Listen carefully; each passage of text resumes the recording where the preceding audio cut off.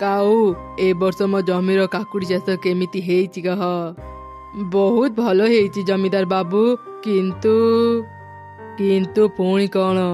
କଥା କଣ କି ଜମିଦାର ବାବୁ, ଏଥର ବଜାରରେ ନୂଆ ଆଳୁର ଦାମ ଅଧିକ ହେଇଛି।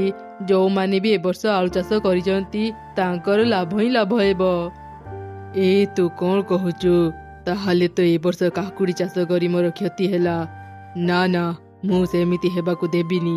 ଚାଲେ ଏବେ ହିଁ ଆମେ ଜଙ୍ଗଲ ଭିତରକୁ ଯିବା, ଆଉ କିଏ ଆଳୁ ଚାଷ କରିଛି ଦେଖି ଆସିବା। ଆରେ ଶୁଣୁଛ, ଏ ବର୍ଷ ତ ଆମର ଭଲ ଆଳୁ ଚାଷ ହେଇଛି।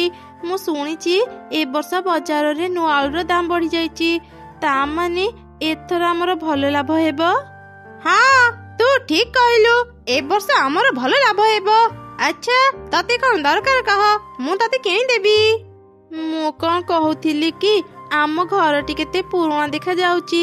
ଆଳୁ ବିକା ଟଙ୍କାରେ ଯଦି ଆମେ ଗୋଟେ ପକ୍କା ଘର କରିପାରନ୍ତି, ମଜବୁତ ଘର ପାଇଁ ଆମର ଆଉ ଚିନ୍ତା ରୁହନ୍ତାନି। ହଁ, ତୁ ଠିକ କହିଲୁ। ଭଙ୍ଗା ଘରେ ଆମେ ଅନେକ କଷ୍ଟ ପାଇଲେଣି, ହେଲେ ଏବେ ଆଉ ନୁହଁ। ଖୁବ ଶୀଘ୍ର ଆମେ ଗୋଟେ ପକ୍କା ଘର କିଣିନେବା।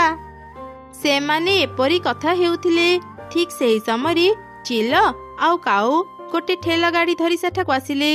କାଉ ମିଟୁର ଆଳୁ ବସ୍ତା ଗୁଡାକୁ ତା ଠେଲାରେ ରଖିବା ଆରମ୍ଭ କଲା। ଏମିତି ଦେଖି ମିଟୁ କହିଲା, ଏ କଣ ଜମିଦାର ବାବୁ, ଆପଣ ଏସବୁ କଣ କରୁଛନ୍ତି?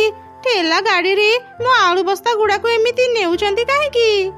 ମିଟୁ ଶୁଣ, ଜମିଦାର ବାବୁ ତୋରେ ସବୁ ଆଳୁ 5,000 ଟଙ୍କାରେ କିଣି ନେଇଛନ୍ତି। ତୁ କାଲି ତାଙ୍କ ଘରକୁ ଯାଇ ଟଙ୍କା ନେଇ ଆସିବୁ। ଏବେ ମୋ ରାସ୍ତା ଛାଡ, ମୁଁ ଆଳୁ ବସ୍ତା ନେବି। ନା ନା ଜମିଦାର ବାବୁ, ଆମ ଗରିବଙ୍କ ପେଟରେ ଲାତ ମାରନ୍ତୁନି। ଆମେ ବହୁତ କଷ୍ଟରେ ଆଳୁ ଚାଷ କରୁଛୁ, ଆଉ ଏ ବର୍ଷ ତ ନୂଆ ଆଳୁର ଦାମ ଅଧିକ।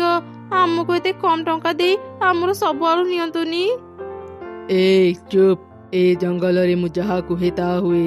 ମୁଁ ଯେତିକି ଦେଉଛି ଚୁପଚାପ ସେସବୁ ନେଇଯା, ନହେଲେ ମୁଁ ତମ 2 ଜଣଙ୍କୁ ଏ ଜଙ୍ଗଲରୁ ବାହାର କରିଦେବି। ଏମିତି ଧମକ ଦେଇ ଚିଲ ଆଉ କାଉ ମିଟୁର ସବୁ ଆଳୁ ବସ୍ତା ନେଇ ସେଠାରୁ ଚାଲିଗଲେ। ଏସବୁ ଦେଖି ତ ମିଟୁ ଆଉ ତାର ସ୍ତ୍ରୀ ଅନେକ କାନ୍ଦିଲେ।